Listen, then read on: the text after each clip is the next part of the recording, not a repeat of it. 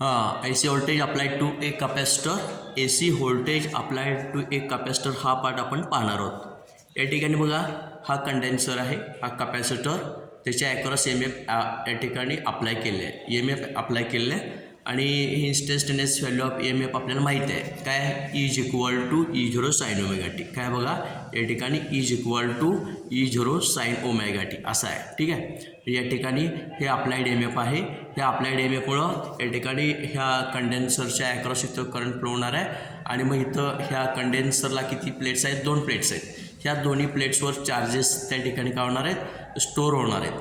पण हे कसं AC आहे, काय आहे AC आहे. प्रत्येक हाफ सायकलला काय होणार, इथल्या ठिकाणी करंट डायरेक्शन बदलणार आणि त्यामुळे त्या ठिकाणी हा कंडेन्सर जो आहे एकदा चार्जिंग डिस्चार्जिंग चार्जिंग डिस्चार्जिंग असं होणार आहे. म्हणजे प्रत्येक हाफ सायकलला काय होणार, कंडेन्सर एकदा चार्जिंग आणि डिस्चार्जिंग असं होत राहणार अल्टरनेटिंग करंटमुळं.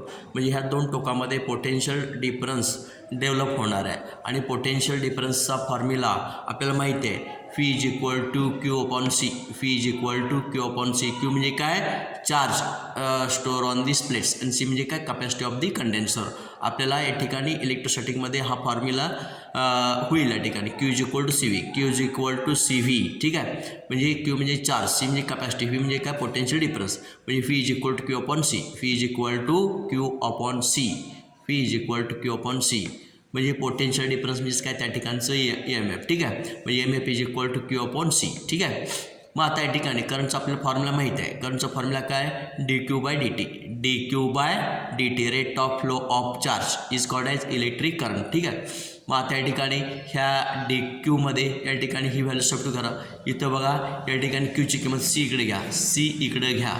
ठीक आहे, म्हणजे Q is equal to E times C. हे सी इकडे घेतल्यानंतर या ठिकाणी क्यूची किंमत किती, सी इंटू ई. म्हणजे त्या ठिकाणी dq बाय dt आहे. क्यूची किंमत किती, सी टाइम्स ई. वरून ह्याची किंमत घेतली सी टाइम्स ई. आता अल्टरनेटिंग EMF इथे इन्स्टंटेनियस अल्टरनेटिंग EMFचा फॉर्म्युला काय, E0 साइन ओमेगा टी. काय आहे, E0 साइन ओमेगा टी. म्हणजे हा पार्ट आहे तर सी आहे, तसंच dq by dt sorry dt आहे, तसंच सी आहे, तसंच ईची किंमत किती, E0 साइन ओमेगा टी. ठीक आहे, आता E0 आणि सी बाहेर घ्या. E0 आणि सी बाहेर घेतलं. आता derivative of sine omega t. Derivative of sine omega t म्हणजे कॉस ओमेगा टी. साईनचं डेरिव्हेटिव्ह कॉस ओमेगा टी आणि ओमेगा टीचं डेरिव्हेटिव्ह ओमेगा. ठीक आहे, म्हणजे या ठिकाणी ह्या कॉसचं कन्व्हर्शन आता करावं लागेल. कॉसचं कन्व्हर्शन साईनमध्ये, cos omega t is equal to sine omega t plus pi by two. Cos omega t is equal to sine omega t plus pi by two असं आहे. ठीक आहे, आणि मग हे E0 आहे तसंच ओमेगा सीकडे खाली घ्या. ओमेगा खाली घेतल्यानंतर ओमेगा सी खाली घेतल्यानंतर 1 अपॉन ओमेगा सी होणार. काय होणार आहे, 1 अपॉन ओमेगा सी. आणि ह्याला आपण काय समजणार, हा जो ब्रॅकेट आहे ब्रॅकेटला काय समजणार आहे, XC समज. याला काय समजणार आहे, XC इथं लिहिले बा. म्हणजे हे या ठिकाणी हे E0 आहे तसंच 1 अपॉन ओमेगा सी म्हणजे काय, XC. हा पार्ट आहे तसंच. आता हे पार्ट आहे तसंच. आता E0 अपॉन XCला काय समजणार आहोत, I0. E0 अपॉन XCला काय समजणार आहोत, I0 समजणार आहोत. मग हे I आहे तसंच याची किंमत किती, I0 sine omega t plus pi by two आहे तसंच. मग आता हे पहिलं इक्वेशन बघा काय, is equal to E0 sine omega t आणि लास्ट इक्वेशन काय, I is equal to I0 sine omega t plus pi by two. म्हणजे इथं हे करंटचे इक्वेशन आहे, इथं प्लस टर्म आहे आणि पाय बाय टू. इथं ओमेगा टी आहे, इथं ओमेगा टी आहे, पण हा पार्ट एक्स्ट्रा आहे. म्हणजे त्या ठिकाणी EMFपेक्षा करंट पुढे आहे. किती फेज अँगलने, पाय बाय टूने. म्हणजेच काय, current leads EMF by phase angle pi by to.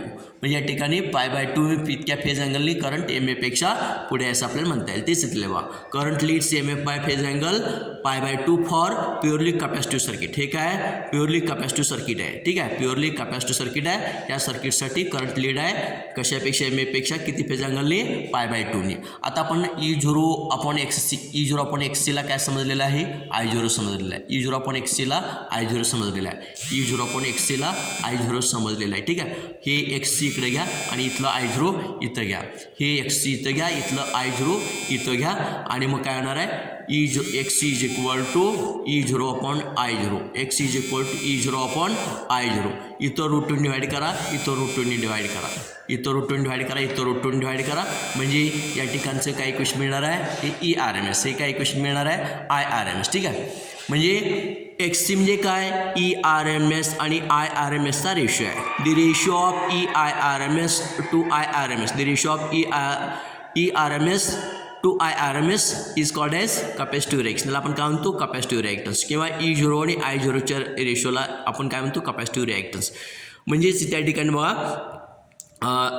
त्या ठिकाणी बघा हा कंडेन्सर म्हणजे त्या करंट AC करंट फ्लो होणार आहे. हा करंट AC करंट फ्लो होणार आहे. AC करंट फ्लो होत असताना कंडेन्सर काय करतो अपोजिशन करतो. ह्या अपोजिशनला आपण काय म्हणतो capacitive reactance. the opposition offered by capacitor to flow of alternating current is called as capacitive reactance. त्याला आपण काय म्हणतो capacitive reactance XC. किंवा the ratio of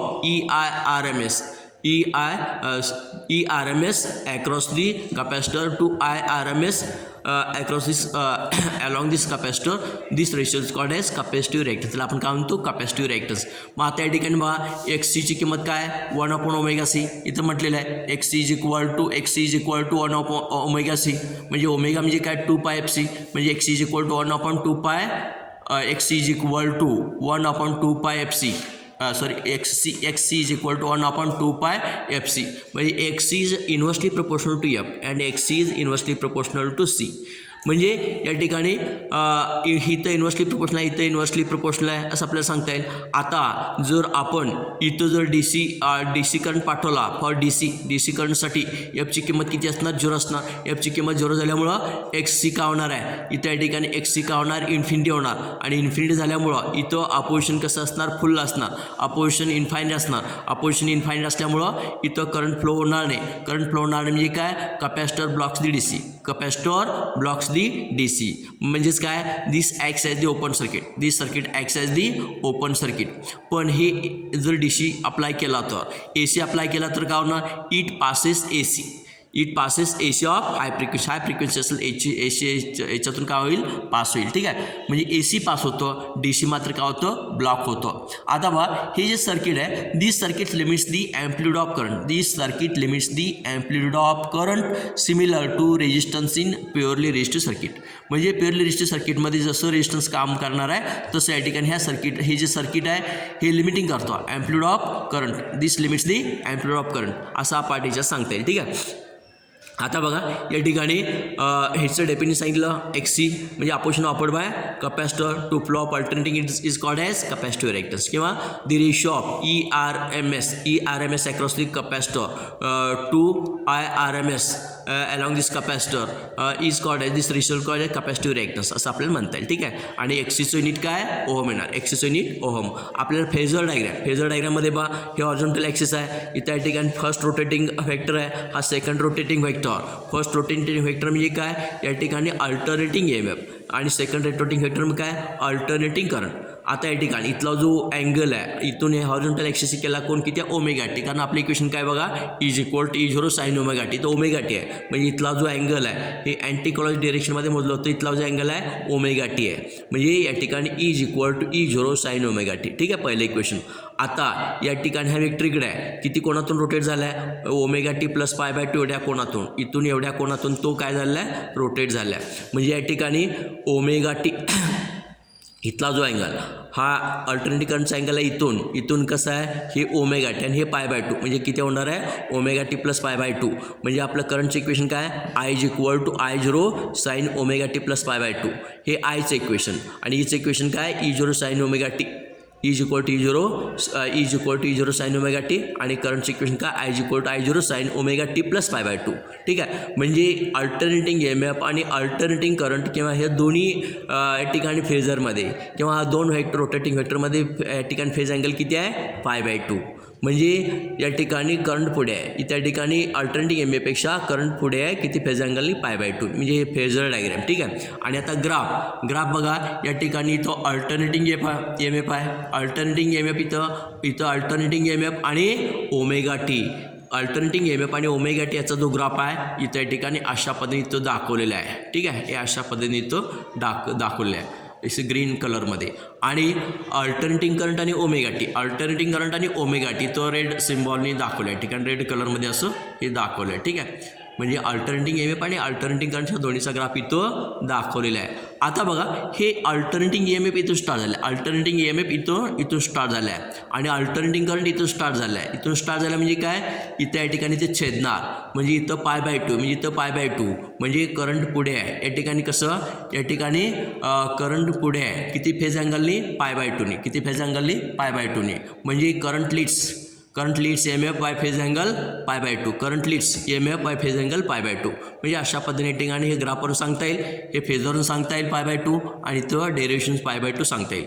म्हणजे असं ही AC voltage applied to a capacitor हा पार्ट आपला इथं संपलेला आहे. उर्वरित पार्ट पुढच्या व्हिडिओमध्ये सांगता येईल. ठीक आहे, विल स्टॉप हिअर.